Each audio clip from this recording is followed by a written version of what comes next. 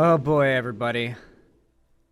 This is a pretty wild story, and it has to do with the evolution of AI.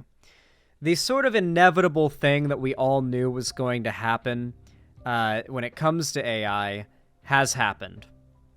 And that is celebrities are having AI deepfaked nudes made of them and passed around that are made to look so real that they go super viral and get shared around, and they end up causing a problem for said celebrity. In this case, it was Taylor Swift.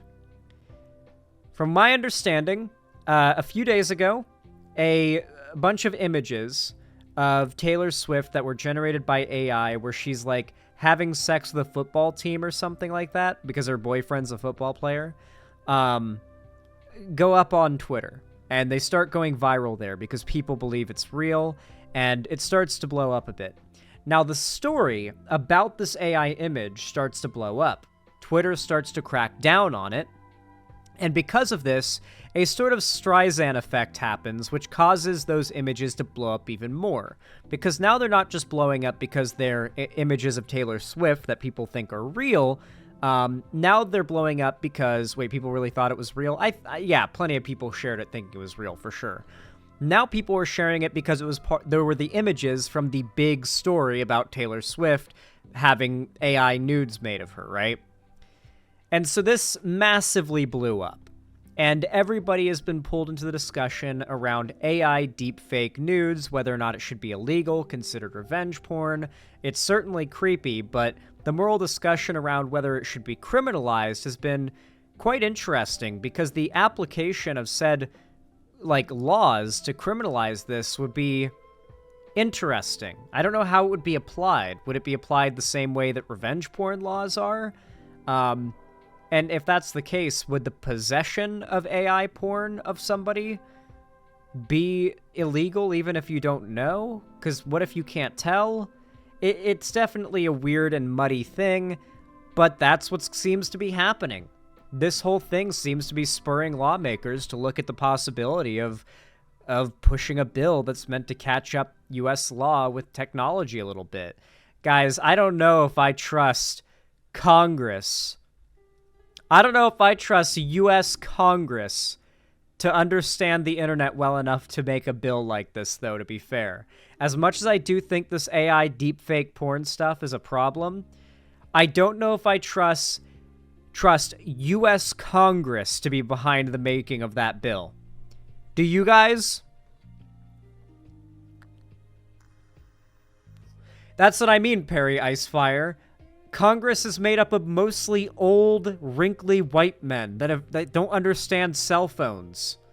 They think that when their granddaughter comes over to program their universal remote, she's doing magic.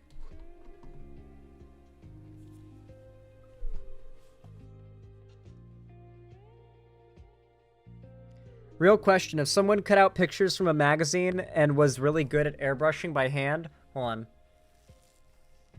Oh, I had to pop my neck. Really good at airbrushing by hand and posted those pictures on a porn images. What's the real difference? AI just makes the process easier. So here's the difference. Exposure. A weirdo making personalized Photoshop or airbrushed porn of their favorite actress or celebrity woman or girl they have a crush on that they just jack off to in private and that's it is definitely weird, but it's sort of a shameful act that's between them and God. And you know, that they'll be judged for that in the afterlife, I'm sure. But no one's being hurt by that, and that's what really matters. The problem is that the availability of this AI stuff it's advertised as that. Have you been on a porn site in the last 2 years? Half of the fucking ads on porn sites are for AI generated porn. I'm sure most of it's not really going to work. I'm sure it's gonna just download a virus or something, but regardless, that is a big thing right now. People are going to use those AIs to make porn of these women, and it's what they're being advertised for their usage of.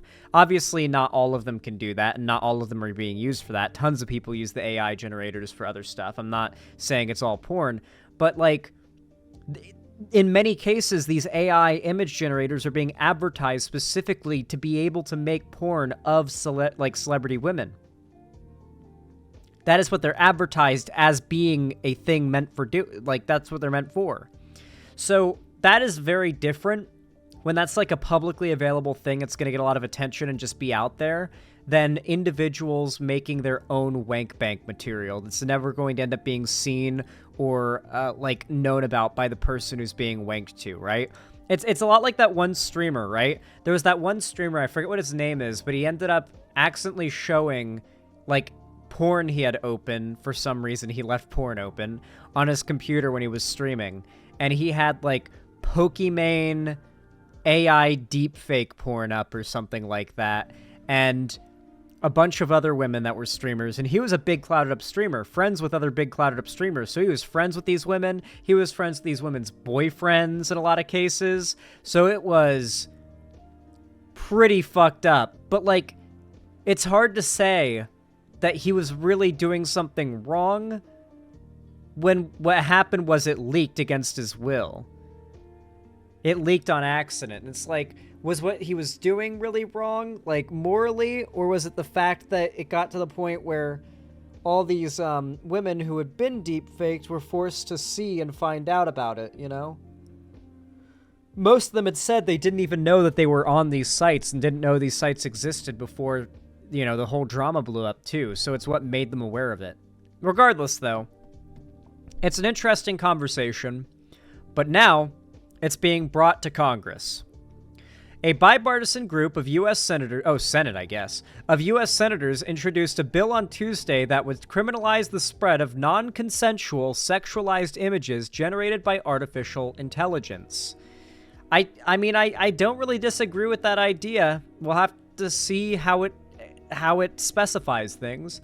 The measure comes in direct response to the proliferation of pornographic AI made images of Taylor Swift on X, formerly Twitter, in recent days. The measure would allow victims depicted in nude or sexually explicit digital forgeries to seek a civil penalty against individuals who produced or possessed the forgery with intent to distribute it, or anyone who received the material knowing it was not made with consent. Dick Durbin, the U.S. Senate Majority Whip, and Senators Lindsey Graham, Amy Klobuchar, and Josh Hawley are behind the bill, known as the Disruptive Explicit Forged Images and Non-Consensual Edits Act of 2024, or the Defiance Act. Quote, this month, fake sexually explicit images of Taylor Swift that were generated by artificial intelligence swept across social media platforms. Although the imagery may be fake, the harm to the victims from the distribution of sexually explicit deepfakes is very real, Durbin said in a press release. So, this is obviously going to be a pretty big deal if this bill ends up passing, and we end up seeing the criminalization of revenge porn deepfakes. Because how many of these celebrities do you think are actually okay with being deepfaked online? We may see this entire industry gone after on a criminal level by the US government. And that would honestly be one of the most, heartwarming cases of the US government actually keeping up the law with the internet I've ever seen. Will it actually ever be applied? Will any celebrities actually be able to do anything about it? Are these sites like hosted in other countries, or do you can you download the AI? Is the AI like a thing you host on your own computer, or is it a thing that you go to on a website? Because I've only ever used that one like mini dolly one that lets you just type in like a prompt that makes a funny image. Stuff like Thanos vomiting up puke with SpongeBob in a gas station parking lot, like that kind of thing. It's both.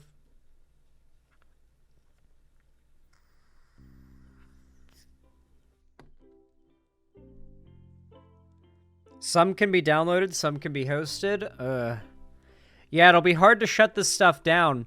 It's also possible that all this attention and legal crackdown will lead to further popularization of this type of content, which is also a concern. But this is not the only story in regards to Taylor Swift that's kind of taking the world by storm right now. You see, Taylor Swift has a very, very liberal audience, as you can imagine. Her general fan, as you can imagine, most of her fans don't tend to lean right. However, she did tell her fans quite prominently during the last election to go register to vote. And having such a progressive audience means she basically told a bunch of progressives to go register to vote and to vote. Without even having to say, go vote Biden. She made a bunch of people go vote Biden. This is very good, obviously. This is, like, big, that someone as huge and influential in America to particularly young Gen Z women as Taylor Swift is getting people to register to vote. And frankly, I have a pretty positive opinion of her just for that reason alone. I have really no reason to dislike her outside of, like, the cringe memes about her, like, making breakup songs. Besides that, she seems like a pretty good person, and her political values seem to be good. And she's done good stuff with her platform in regards to those politics.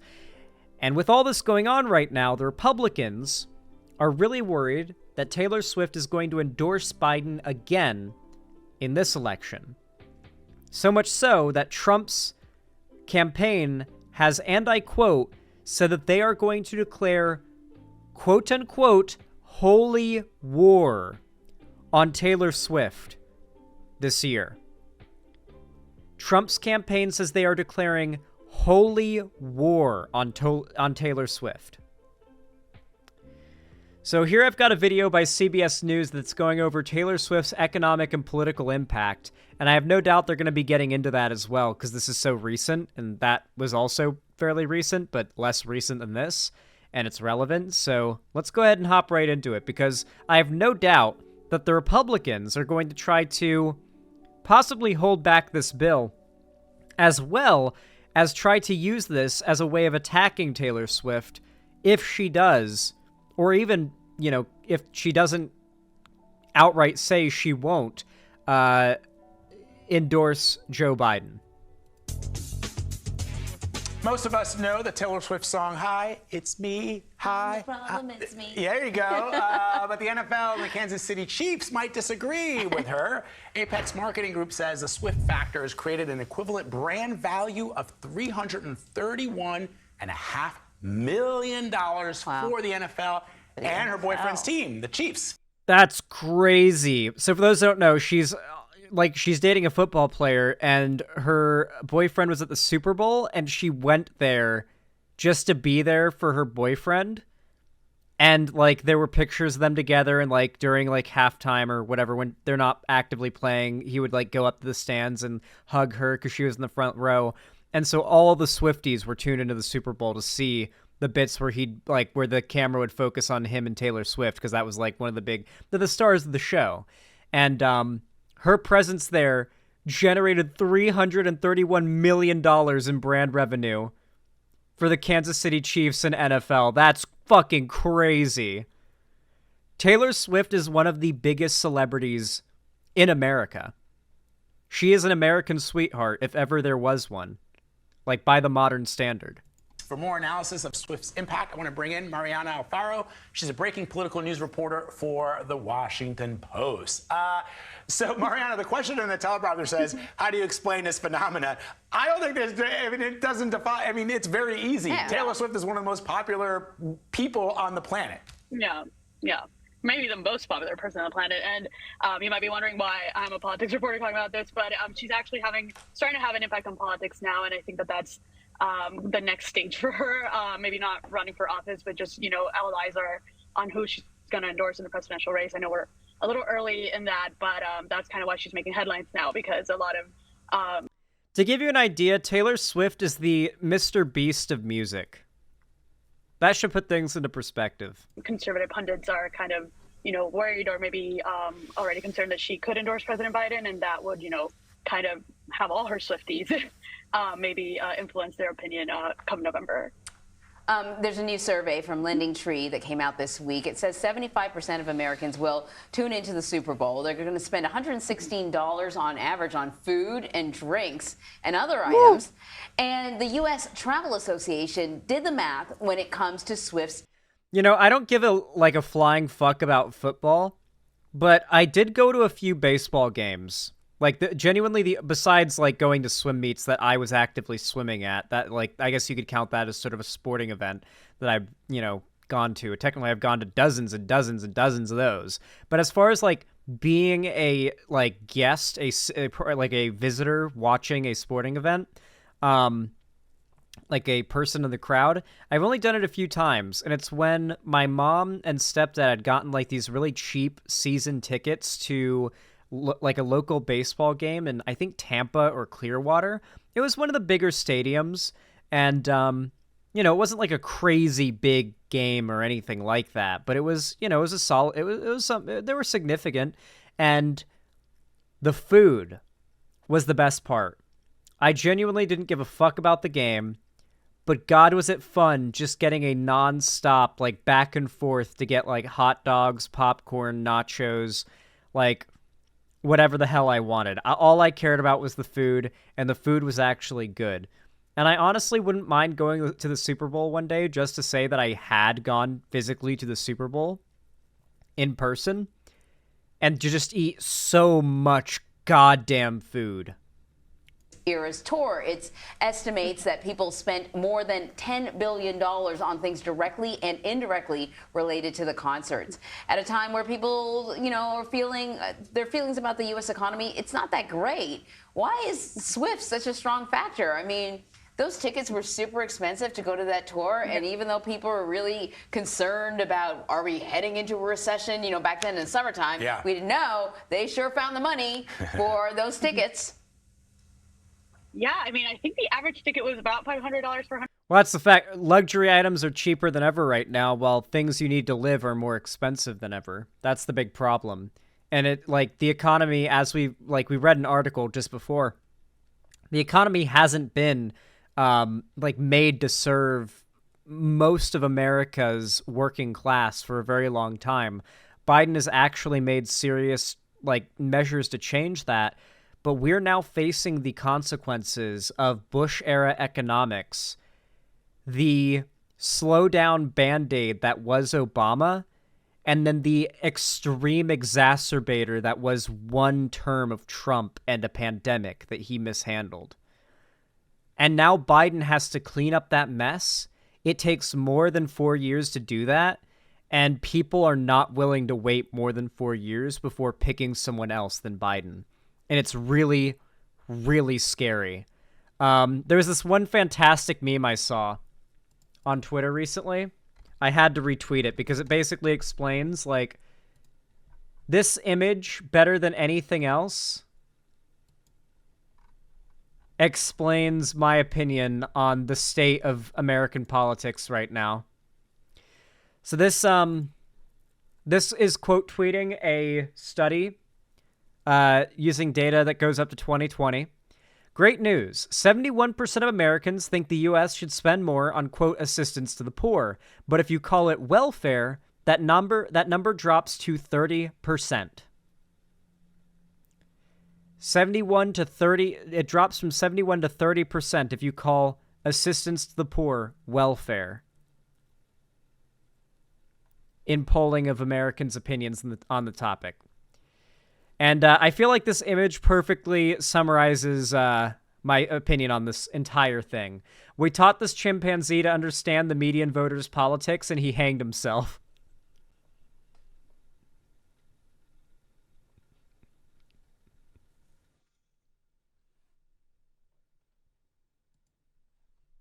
It's just, it's the only thing. This meme is the only way that I can express my opinions on that data without tearing my hair out and screaming into the camera. $100, and again, I didn't see any tickets at that price. I think I was seeing $2,000 tickets. But Taylor did bring in, I think it was $5.7 billion to the American economy just from the Eras Tour. I mean, she took home $4.1 billion, so good for her. But she almost brought in, $6 billion to the rest of America. Holy and I shit. think it's just because there's this feeling that there hasn't really been an artist like her. I guess in recent history. I mean, there's definitely Beyonce, who also had a big impact on the American economy with her tour this year. But it's just like a very big, loyal fandom. And I think that, I've been talking to experts about, figures like this, and there's nothing really like her, especially with young women. To give you an idea of how big Taylor Swift is, she was the one who blew up the dress. Her tweet was what made that go viral back in 2015. She was huge in 2015. I remember, like, YouTube was different back then. It just, like, always showed you the top videos when you'd go to the YouTube homepage. I kind of liked that. I kind of liked that, like, most of the YouTube homepage was my recommended, but there was also the here's the normie recommended so you can see what's going on, like, in the world right now. And Taylor Swift was always in that top, like, trending area on the homepage.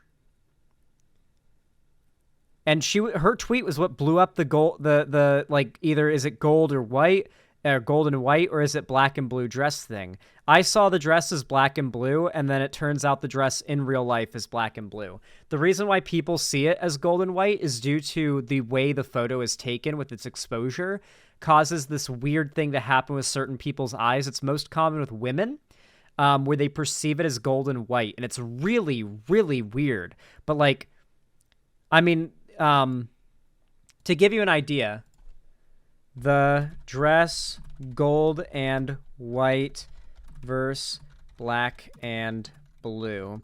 I think there's an image that shows, like, the picture, an image that shows how people see it if it's gold and white for them, and a picture of how people see it if it's not.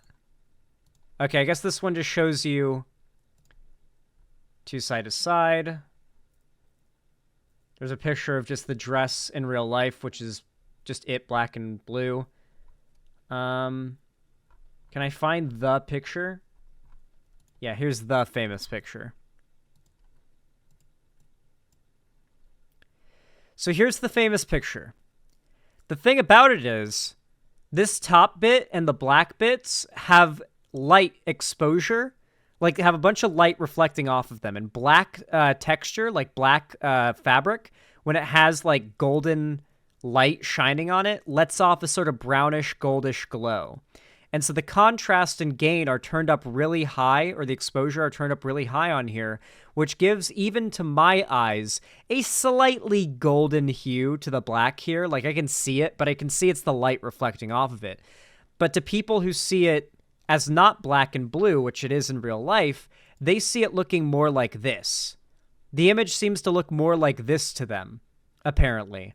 While the image looks obviously not like this, but this is like a version of the image that people who see it as black and blue, or as a gold and white, can see it as black and blue in. This is one in which you can see, here's the gold and white.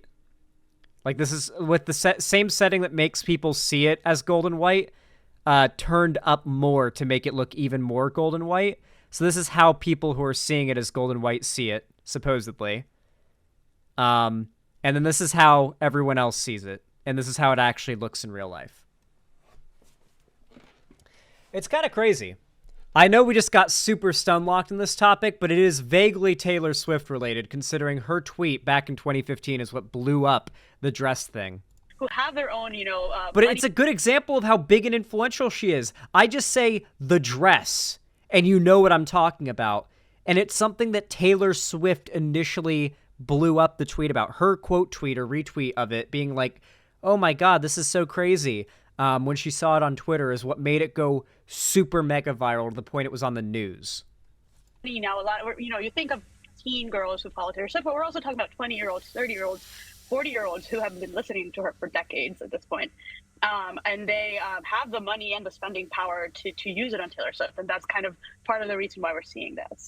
So let's talk a little bit more about what you were saying earlier about her potential impact on politics. As you know, the New York Times reported this week that President Biden's campaign is going after her endorsement. Of course, that's not a surprise. Her one Instagram post, of course they are. last fall led to 35,000 new voter registrations. Wow. So knowing what you know about the fan base, here's a couple of questions for you. Why are Republicans melting down over this? It's really kind of weird to watch. Like, look, I like Taylor Swift. I like her music.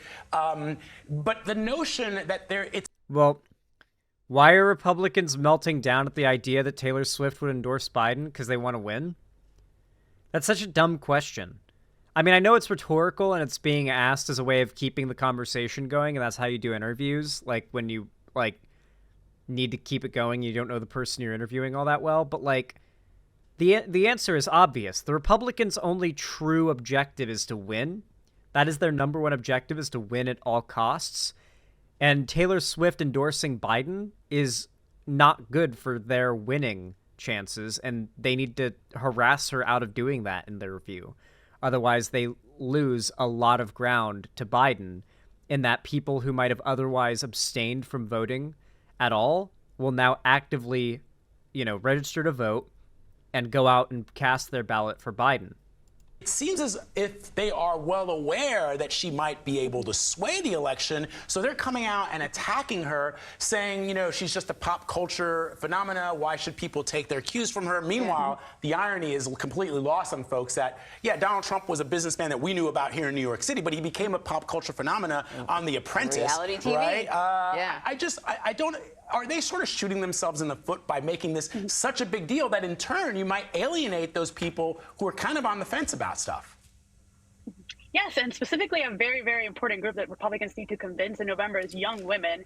I mean, also young men, but young women they who won't are be able increasingly more liberal than their generation. Well, they young men are their target demographic right now. Young men are their target demographic. They know for a fact they can't win over young women. They've declared war on young women. The fact is, the Republican Party's strategy is to convince young men that young women and their rights are the enemy to their well-being as men, and that voting Republican is the way to stop feminism and wokeness from giving the women the power to destroy what they know and love, the privileges that they enjoy, the apoliticism that maybe they like, if they're not that far gone to the right and they just think that they want to avoid politics and that's it. Generations before them, and they really, really like Taylor Swift. That's a group that Republicans should be trying to get on their side. And the thing about a Swift endorsement, she endorsed Biden in 2020. Again, she did it at a point where I don't really think it had an impact on that race. But now, the Biden campaign needs young people to show up and vote, and they are not feeling energized. Oh, that's a good image. Great. That's a good image. I hope she does something like this. She made cookies. She made Biden-Harris 2020 cookies. If it was any other celebrity, I'd think she totally didn't make those, but I feel like Taylor Swift is the type of person to have actually made those cookies. I feel like Taylor Swift is unironically like a lefty trad wife. She likes the trad wife lifestyle for herself. And obviously she's very empowered and lives a very prosperous career. She's not much of the non-working trad wife, but she is in every other respect kind of living that trad wife life. And I think that's also part of what upsets the right so much. I mean, look at her. She has the look of the dream trad wife these people talk about, but she's also an insanely, immeasurably successful woman who stands politically for everything they fight against and is going to endorse the guy that's going against their supreme daddy ruler. They both want to fuck her and fight her. It's the perfect combinations of things to make right-wingers foam at the mouth and obsessed with someone. Not excited about this election. I think that having someone like Taylor Swift saying, you know what, this is a very important election and you should participate, that could make a really big difference now. We are seeing, numbers saying that there's a lot of concerns that young people have when we're talking about the election. One of them is abortion rights. And, there's Taylor Swift saying, she supports abortion rights. She very much has become this, fake. I think it was Charlie Kirk that called her a 4 on a good day. Notice how it's always these dudes who are just out of nowhere talking about how attractive and fuckable these women are, by the way. Like, they're the ones who just bring that up out of nowhere. Like, by the way, she's a 4. By the way, Pokemon's a 2. And it's like, do you really think that, though? If, like, with no prompting, you're just talking about how, quote-unquote, unfuckable you find women that are generally considered quite attractive by the vast majority of people, are you not just trying to be contrarian to look special? And, like, basically thirst post without looking like you're thirst posting?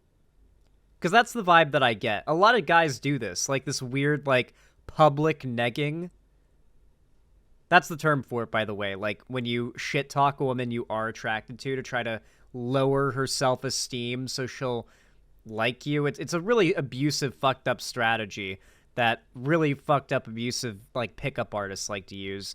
It's like some kind of public negging these guys do where they talk about how, yeah, this woman's not really hot. She's not even fuckable. When it's like, no one was talking about that. The fact that it's on your mind says a lot, you know? Figure for young women, and I think that, you know, Republicans are concerned that if she does come out and endorse Biden and participates in the campaign, they might really have a problem because young people are going to show up to vote. And right now, part of the strategy for them is kind of hoping that young people don't show up to vote. Yeah, look, it seems disingenuous. If Taylor Swift were potentially going to endorse former President Donald Trump, I'm sure Republicans would be very, very happy to have that endorsement. Oh my God, the Republicans are hypocritical, and they're upset about things that make it less likely they're going to win, and they're happy about things that make it more likely they're going to win, no matter if it's dishonest or not. Whoa, the Republicans don't care about the truth or being, like, civil. They just care about winning at any cost. Whoa. Like, is it starting to click for you now? After God knows how long you've existed in the political space. I'm sure this guy has figured it out, and you're just not allowed to, like, go that far, like, on CBS News. Like, to be fair, like, to be very clear here, these left-leaning hosts on, like, CNN, MSNBC, CBS, they may not be able to say a lot on these, like, big broadcast network, like, news shows. They have to keep it, like, fairly neutral. These people have worked in politics for decades. They have covered stories from Republicans every day for decades, longer than I have, more in depth than I have. It's not that they're stupid or, like, liberal brained and they can't, like, connect the dots and figure out the Republicans are just evil. They know that. They just can't say it on live TV and keep their jobs. You know?